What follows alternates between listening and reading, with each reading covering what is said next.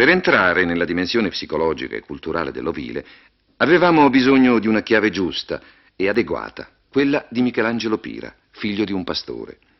L'antropologo e il pastore parlano nella lingua della comune cultura originaria. Come non facciamo su una ragionata a discasso. Siamo sulla via che non lo Ah, vero questo. Quanto sanno siamo? Ci incontriamo dopo 30 anni. 30 anni se ne non vide, Non ci siamo più visti perché abbiamo fatto strade diverse. Siamo su Zichitu. Ma prima eravamo compagni, abbiamo fatto assieme le scuole elementari. Però prima Poi io sono andato a studiare. Ma E tu invece sei venuto in Fatto campagna. di scuola si impara. Cali scuola siamo fatti impare, la casa elementare. elementare. E poi io sono andato a studiare e tu sei venuto a campagna. Io sono venuto a campagna, Quando hai cominciato a fare il pastore? adesso sono in campo. A 11 anni. Finita la scuola, hai aspettato un po' a fare il pastore? No, ho cominciato subito. A mungere? No. No, a mungere subito A no. murgere, Ho cominciato a imparare a poco giugno. subito dopo la fine della scuola a giugno. Per imparare a mungere ci vuole tempo e si comincia quando la pecora ha poco latte perché è più facile. Si imparato o imparato. Ah, ecco. Canno non giocate. Canno gioca per spacolare. Canno gioca per spacolare. Questo è un mestiere. Ma quello del pastore è un mestiere diverso dagli altri. È diverso. È un lavoro di impegno e di fatica. Che cosa c'è di bene e che cosa c'è di male in questo tuo lavoro di pastore? Te lo chiedo perché mio padre era pastore. Ma naturalmente. Ma la nostra vita è quella di fare i pastori. Non sapremo fare un altro mestiere. Ma la cosa non siamo fatti nulla noi. Bisogna che prosente che a noi sia a me, e altro del suo tempo il mio, da colare questa vita.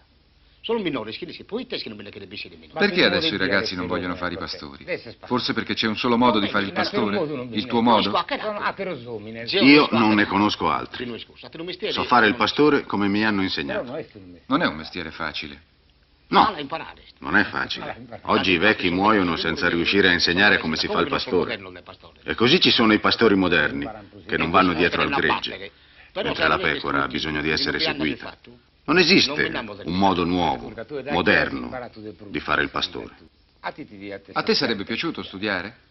Sì, mi sarebbe piaciuto, anche perché ero bravo a scuola. E ancora adesso leggo. Leggo i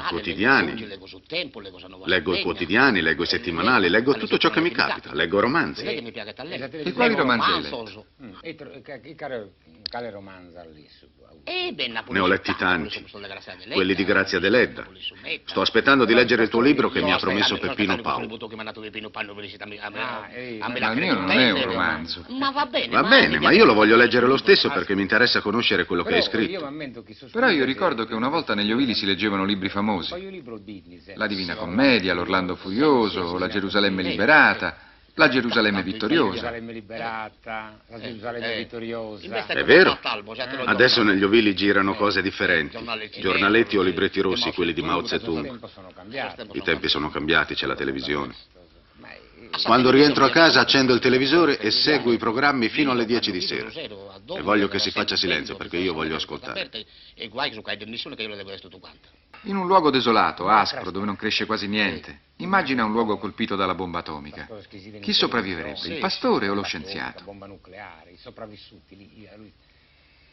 In una crostacea non cresce nulla. Chi si l'accampamento? Un pastore o uno scienziato? Il pastore, naturalmente. Anche se ci sono soltanto pietre. Già vedere il gregge che si muove lo fa sopravvivere. Perché è stato abituato a vivere in luoghi desolati. Ma non sarebbe bello viverci. Luoghi così sono belli soltanto in fotografia. Allora fotografare. Però a vivere no. Però in luoghi come quelli il pastore sopravviverebbe meglio dello scienziato. A venire questi scienziati. Noi questa pesatura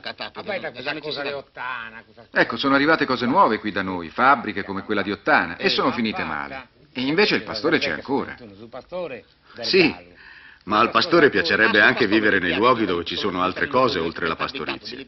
Gli piacerebbe vivere tra la gente. Però in un mondo dove scomparissero tutte le altre attività, il pastore resterebbe.